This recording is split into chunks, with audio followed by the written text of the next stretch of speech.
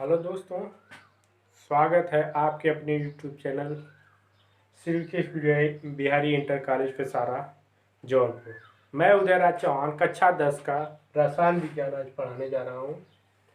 उसमें क्या पहला पहला चैप्टर है रासायनिक अपक्रियाएं एवं उनके प्रकार। पहला इसमें हम क्या जानेंगे, रासायनिक अपक्रिया क्या होती है। क्या रासायनिक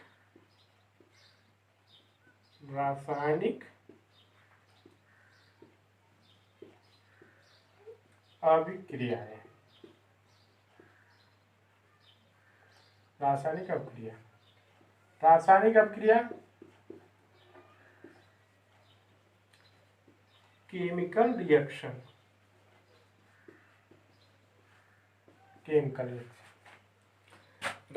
दो या दो से अधिक पदार्थ मिलकर एक या एक से अधिक गुणधर्म वाले नए पदार्थ बनाते हैं, उसे क्या कहते हैं, रासायनिक अपक्रिया। एक बार फिर देखते हैं। दो या दो से अधिक पदार्थ मिलकर एक या एक से अधिक नए गुणधर्म वाले पदार्थ बनाते हैं, उसे क्या कहते हैं, रासायनिक अपक्रिया। रासायनिक अपक्रिया में जैसे है ऑक्सीजन और हाइड्रोजन हाइड्रोजन और ऑक्सीजन दोनों मिलकर क्या बनाते हैं, जल बनाते हैं। क्या बनाते हैं, जल बनाते हैं। यह क्या हो गया, रासायनिक समीकरण हो गया। देखो, हाइड्रोजन गैस है और ऑक्सीजन गैस है, ये दोनों मिलकर क्या बनाए, जल बनाए। यह क्या हो गया, यह हाइड्रोजन है, हाइड्रोजन, और यह ऑक्सीजन और जल। हाइड्रोजन और ऑक्सीजन दोनों मिलकर क्या बनाए, जल बनाए। हम जो पदार्थ लेते हैं इसे क्या कहते हैं, अभिकारक कहते हैं। क्या कहते हैं, अभिकारक। और इधर क्या होता है, उत्पाद होता है। जो हमें प्राप्त होता है उसे क्या कहते हैं, उत्पाद कहते हैं।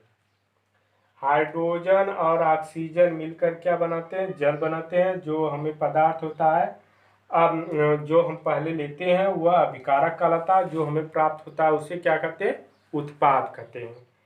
अब यह देखो, हमारी कुछ बातों पर निर्भर करता है। पहली बात, अवस्था में परिवर्तन। पहला नंबर 1 पॉइंट है, क्या नंबर 1, अवस्था में परिवर्तन। देखो, जब हम अभिकारक लेंगे तो अभिकारक जो लिए हैं, देखो इसमें अभिकारक क्या गैसीय अवस्था में, इधर किस अवस्था में, द्रव अवस्था में, यानी इसकी अवस्था परिवर्तन हो गया। कभी अवस्था परिवर्तन हो भी सकता है, नहीं परिवर्तन हो सकता है। दूसरा क्या है, रंग में परिवर्तन। रंग में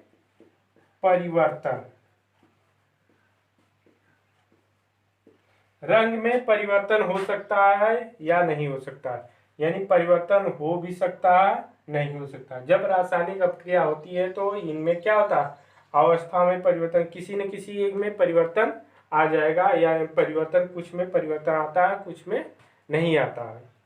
नंबर 3 पॉइंट, ताप में परिवर्तन।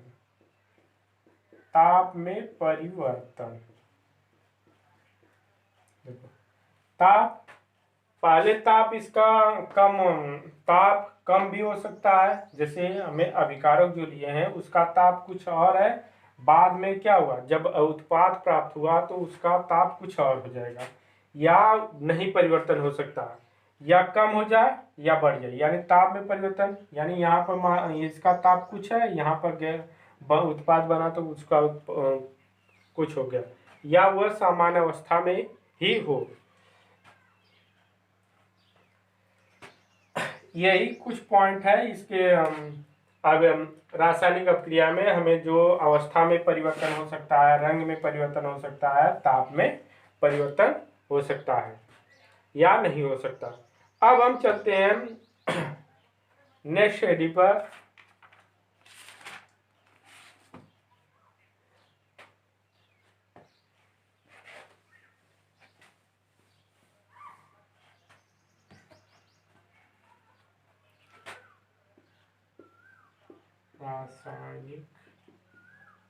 रासायनिक समीकरण को संतुलित करना। चलो हमें अगली हेडिंग पढ़ना है, रासायनिक समीकरण को संतुलित करना है। यानी रासायनिक समीकरण को कैसे संतुलित करते हैं। मैग्नीशियम को ऑक्सीजन में जला दिए, मैग्नीशियम ऑक्साइड बन गया MgO। अब हमें क्या लेफ्ट साइड में और बाएं और दाएं दोनों तरफ देखते हैं। दाएं यह क्या है, अभिकारक। जब हम क्रिया के पहले लेते हैं वह क्या कहलाता है, अभिकारक। और जो हमें प्राप्त होता है वह उत्पाद है। अब हमें अभिकारक और उत्पाद दोनों को देखना पड़ता है कि अभिकारक में जितनी मात्रा लिए हैं तो उत्पाद में उतनी मात्रा हमें मिली है। देखिए मैग्नीशियम हम 1 भाग लिए हैं तो यहाँ पर मैग्नीशियम 1 ही मिला है। यहाँ पर ऑक्सीजन 2 लिए हैं, ऑक्सीजन 2 है परंतु इसमें ऑक्सीजन 1 है। अब हमें क्या करना है, बराबर करना है। बराबर करने के लिए तो हमें इसमें क्या करें, 2mg कर दें, यानी 2 का गुणा कर दें और ऑक्सीजन को ऐसे रहने दें। तो इधर अगर हम 2 का गुणा कर देंगे तो हमें, अब देखते हैं दोनों तरफ बराबर हो गए। इसमें 2 है, 2 मैग्नीशियम भी हो गए, 2 ऑक्सीजन है, 2 ऑक्सीजन, यानी यह संख्या क्या हो गई, संतुलित। हमारा क्या हो गया, समीकरण क्या हो गया, संतुलित हो गया। इस तरह हमें क्या देखकर अभिकारक और उत्पाद की तरफ दाएं और दाएं तरफ दोनों तरफ मिला लेते हैं जो मात्रा ली गई मैग्नीशियम और ऑक्सीजन। इसमें मैग्नीशियम की 1 मात्रा है, यहाँ पर क्या 1 ही है, परंतु ऑक्सीजन यहाँ 2 है, यहाँ पर 1 प्राप्त हो रहा है। हमें क्या करना है, दोनों को बराबर करना है। तो इसमें तो परिवर्तन होगा नहीं, जब भी होगा मैग्नीशियम ऑक्साइड में परिवर्तन नहीं होगा। इसके आगे हम गुणा कर सकते हैं, तो इसके आगे हम संख्या इधर बराबर करके इधर इसमें क्या करेंगे, गुणा कर देंगे, तो यह हमारा क्या हो जाएगा, समीकरण संतुलित हो जाएगा।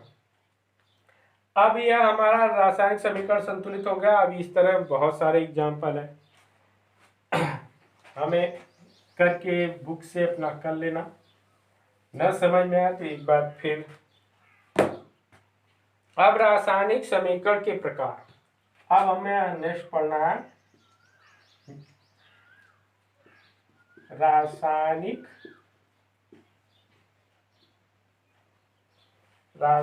अपक्रियाओं के प्रकार। रासायनिक अभिक्रियाएं के प्रकार।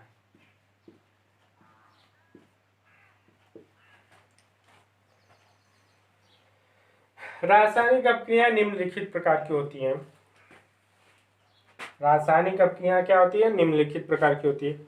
नंबर 1 योगात्मक अपक्रिया। पहला हम पढ़ेंगे योगात्मक अपक्रिया।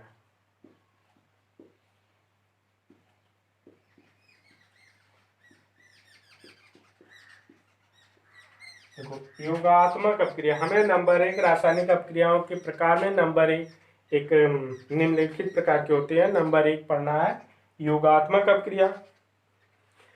हमें जैसे योगात्मक से योग से समझ में आ रहा है जोड़, यानी इसकी परिभाषा क्या हो जाए, 2 या 2 से अधिक, 2 या 2 से अधिक पदार्थ मिलकर, 2 या 2 से अधिक पदार्थ मिलकर एक नए पदार्थ का निर्माण करते हैं, उसे क्या कहते हैं, उस अपक्रिया को योगात्मक अपक्रिया कहते हैं। एक बार फिर सुनो, 2 या 2 से अधिक पदार्थ मिलकर एक नए पदार्थ का निर्माण करती हैं उसे योगात्मक अपक्रिया कहते हैं। जैसे सल्फर ले लेते हैं, सल्फर को ऑक्सीजन में जला दे, सल्फर को ऑक्सीजन में जला दे तो यह बन जाएगा सल्फर डाइऑक्साइड। देखो दो पदार्थ है, अभिकारक में दो लिए, एक सल्फर ले लिए, गंधक ले लिए, एक ऑक्सीजन ले लिए। ऑक्सीजन सल्फर गंधक को ऑक्सीजन की उपस्थिति में हम जला दिए तो क्या बन गया सल्फर डाइऑक्साइड, यानी यह एक पदार्थ बना, यानी एक यौगिक बना। तो यह क्या कहलाएगा योगात्मक अपक्रिया हो जाएगी। और ऐसे ले लें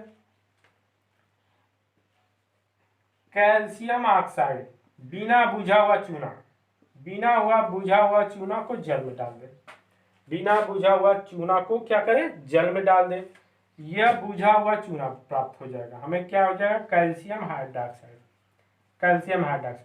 यह देखो दो पदार्थ है, एक कैल्शियम ऑक्साइड लिए हैं और जल लिए, कैल्शियम ऑक्साइड और जल, कैल्शियम ऑक्साइड और जल में क्या मिला दिए, मिलाने के बाद हमें क्या प्राप्त हो गया कैल्शियम हाइड्रोक्साइड। क्या प्राप्त हुआ कैल्शियम हाइड्रोक्साइड। अब हम इसके बाद आगे चलते हैं, नेक्स्ट पर क्या नंबर 2 प्रतिस्थापन अपक्रिया। क्या प्रतिस्थापन अपक्रिया, प्रतिस्थापन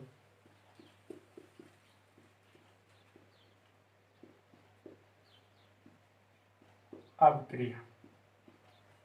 देखो प्रतिस्थापन मतलब किसी का स्थान ले ले, दूसरे का स्थान ले लिया जाए तो उसी को क्या कहते हैं प्रतिस्थापन कहते हैं।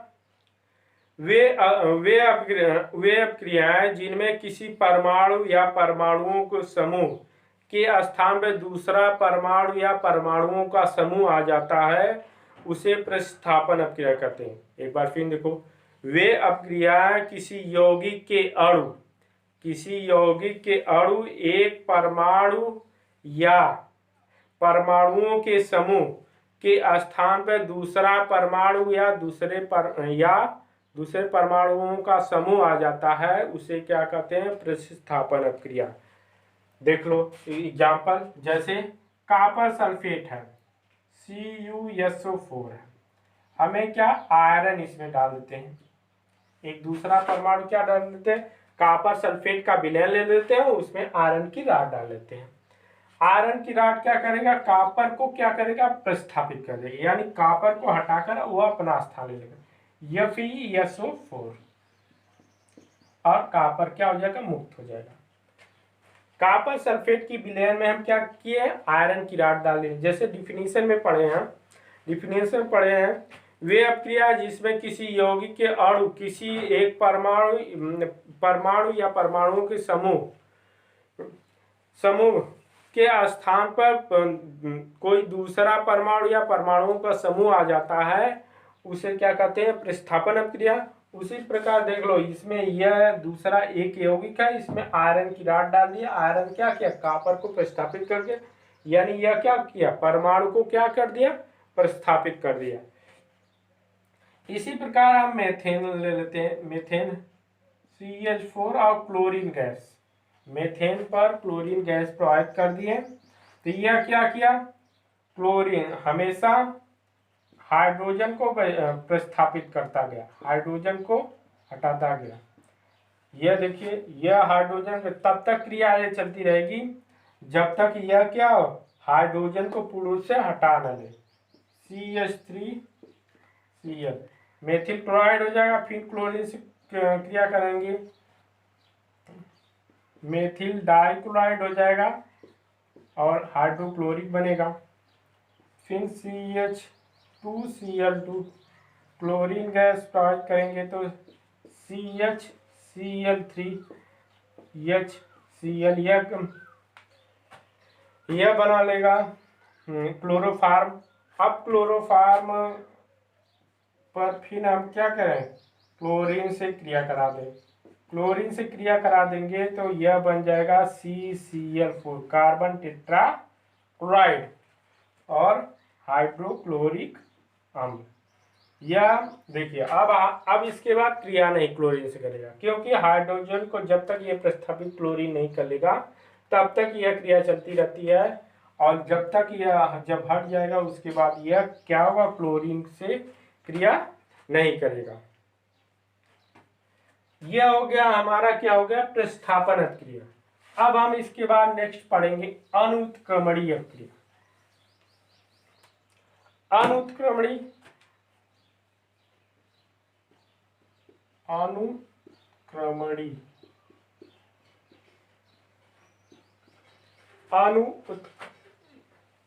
अनुत्क्रमणी अपक्रिया। अनुक्रमणी अपक्रिया। अनुत्क्रमणी अपक्रिया वे क्रियाएं जो केवल एक ही दिशा में चलकर संपन्न होती है। वे क्रियाएं जो एक ही दिशा में संपन्न होती हैं वे क्या कहलाती हैं, अनुत्क्रमणी अपक्रिया। जैसे ले लेते हैं सोडियम, सोडियम को जल में डाल देते हैं, सोडियम को जल में डाल देंगे तो यह क्या हो गया, सोडियम हाइड्रोक्साइड।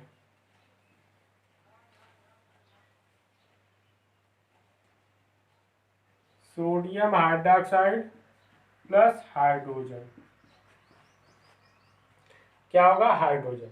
देख लो हम सोडियम के साथ क्या कर दिए, जल में डाल दिए, जल में यह क्रिया करके क्या बना लिया, सोडियम हाइड्रोक्साइड, और हाइड्रोजन गैस को क्या करेगा, मुक्त करेगा। Sodium chloride, sodium chloride potassium nitrate, sodium chloride और पोटेशियम नाइट्रेट ले लिए। अब यह क्रिया करेगा तो सोडियम नाइट्रेट बना लेगा, क्या कर लेगा, सोडियम नाइट्रेट और पोटेशियम क्लोराइड। अगर हम इसी से इसको प्राप्त करना चाहें तो नहीं बन पाएगा, इसलिए क्योंकि यह एक बार क्रिया जो संपन्न हो गई वह दोबारा क्रिया क्या उसी अवस्था में नहीं आ पाएगा। यह क्या होगा, सोडियम क्लोराइड और पोटेशियम नाइट्रेट के साथ क्रिया कराएं तो सोडियम नाइट्रेट बना और पोटेशियम क्लोराइड। अब उत्क्रमणीय अपक्रिया, उत्क्रमणीय अपक्रिया क्या होती है, वे क्रियाएं जो समान परिस्थिति में, वे क्रियाएं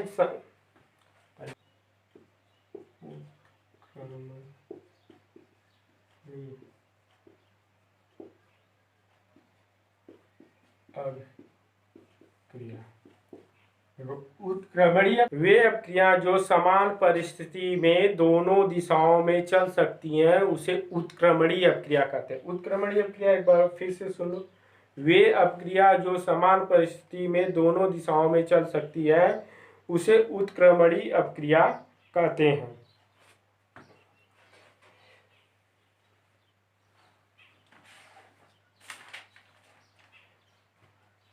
जैसे जैसे जैसे देखते हैं फास्फोरस पेंटाक्लोराइड, तो यह फास्फोरस पेंटाक्लोराइड क्या बनाएगा, इसका चिन्ह होता है और चिन्ह दोनों तरफ होते हैं,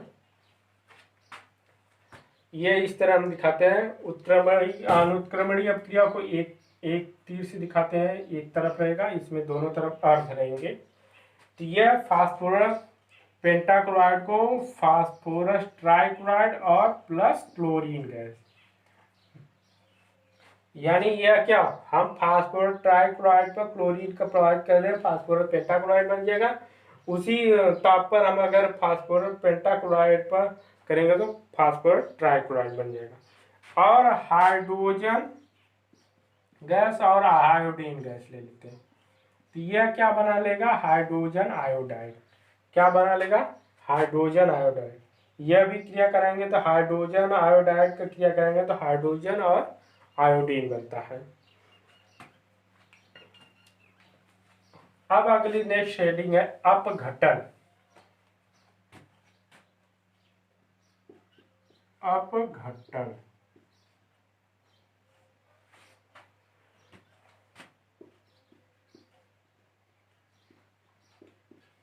अपघटन अपक्रिया। अब अगली हेडिंग है अपघटन अपक्रिया। वह अनुत्क्रमणीय अपक्रिया जिसमें किसी पदार्थ के अणु दो या दो से अधिक सरल अणुओं में वियोजित हो जाते हैं उसे अपघटन कहते हैं। एक बार फिर देखते हैं। वह अनुत्क्रमणीय अपक्रिया जो किसी पदार्थ के अणु दो या दो से अधिक सरल अणुओं में वियोजित हो जाते हैं उसे क्या कहते हैं? अपघटन कहते हैं। एक इसमें क्या होता है? अपघटन दो प्रकार का होता है, ऊष्मीय वियोजन, एक होता है वैद्युत अपघटन। यानी ऊष्मीय, अगर आप किसी अपक्रिया को ऊष्मा यानी ऊर्जा देते हैं तो वह क्या होता है? अपने यानी दो अणुओं में विभाजित हो जाता है, उसे ऊष्मीय कहते हैं। अगर किसी में विद्युत प्रवाहित की जाए, विद्युत के प्रवाह से हुआ क्या? उसका अपघटन होता है। इस तरह से कर सकते हैं। अगर ऊष्मा के प्रभाव से अपघटन होता है तो ऊष्मीय अपघटन कहलाता है, और विद्युत के प्रभाव से अगर अपघटन होता है तो विद्युत अपघटन कहलाता है। अब अपघटन हो गया। अब हम पढ़ेंगे वियोजन। अब क्या है? वियोजन। नेक्स्ट हेडिंग है वियोजन। वियोजन अपक्रिया।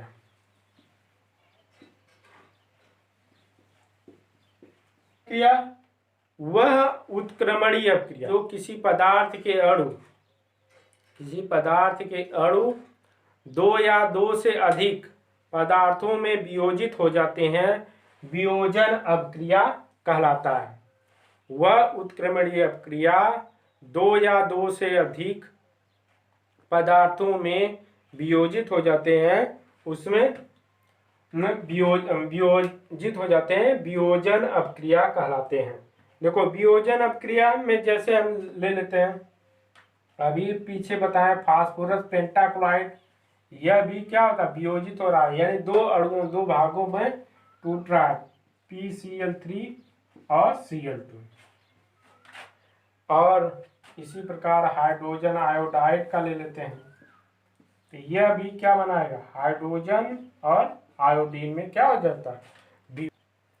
नेक्स्ट हेडिंग है उभय अपघटन। क्या है? उभय अपघटन। उभय अपघटन अपक्रिया जिन अपक्रियाओं के यौगिक के आयनों या अन्य घटकों में अदला बदली हो जाता है, उभय अपघटन कहलाता है। एक बार फिर देखो, जिन अपक्रियाओं के यौगिक के आयनों या अन्य घटकों में अदला बदली हो जाता है, उभय अपघटन कहलाता है। जैसे पोटेशियम नाइट्रेट अभी लिया ना, पोटेशियम नाइट्रेट और सोडियम क्लोराइड। अब इसमें क्या हो? सोडियम इसके साथ हो जाए, पोटेशियम इसके साथ हो जाए, तो यह क्या होगा? सोडियम नाइट्रेट हो गया और पोटेशियम क्लोराइड। यानी इनके यौगिक में क्या, आयनों में क्या हुआ? अदला बदली हो गया, यानी पदार्थों के घटकों में क्या हुआ? अदला बदली हो गया, तो यह क्या कहलाएगा? उभय अपघटन। अब उभय अपघटन, अब नेक्स्ट हेडिंग है उभय अपघटन के बाद अब चलते हैं ऊष्मा क्षेपी अपक्रिया।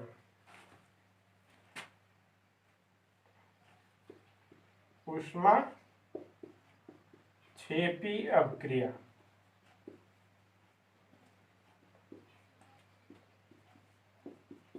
देखो ऊष्मा क्षेपी अपक्रिया क्या कहा? ऐसी अपक्रिया जिनमें ऊष्मा निर्मुक्त होती है। ऐसी अपक्रिया जिनमें ऊष्मा निर्मुक्त होती है, ऊष्मा क्षेपी अपक्रिया कहलाती है। उदाहरण देख लो, हाइड्रोजन को ऑक्सीजन की उपस्थिति में जलाएंगे तो क्या बनेगा? जल बनेगा।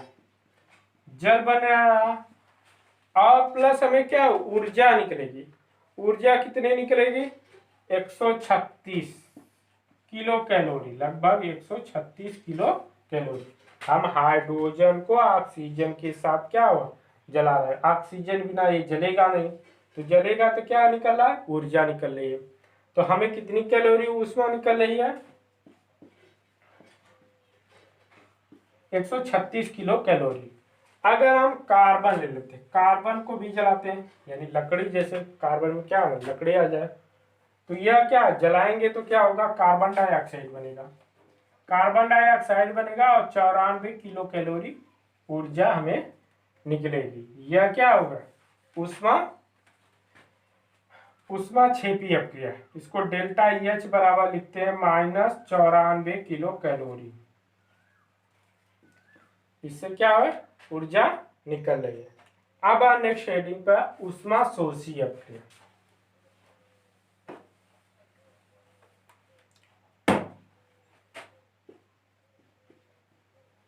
ऊष्मा शोषी अपक्रिया।